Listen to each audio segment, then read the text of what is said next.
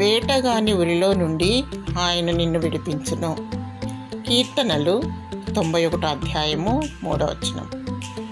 మానవుని పతనము చేయనవి 3: స్త్రీ, సిరి, అహం. స్త్రీ వలలో అనగా దెలీలా వలలో చిక్కిన సంసోను పతనమైపోయాడు.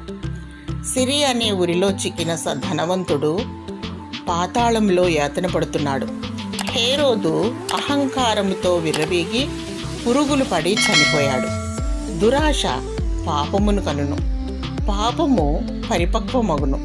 పాపము వలన వచ్చు జీతము మరణము. అయితే దేవుని కృపావరము మన ప్రభువైన యేసు క్రీస్తునందు నిత్య జీవం. ప్రేమ మోజులో పడి నీవు సమస్యలను తెచ్చుకుంటున్నావు.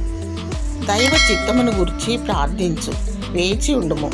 ఆశతో, దురాశతో, లోభంతో, డబ్బు వ్యామోహంతో పడి ఉరికి గురవుతున్నావు.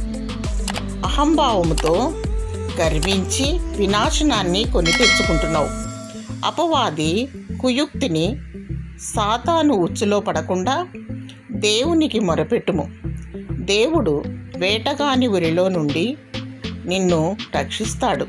నాశనకరమైన తెగులు రాకుండా నిన్ను కాపాడుతాడు. దేవుడు నిన్ను భద్రపరిచి కాపాడునుగాక. ఆమేన్.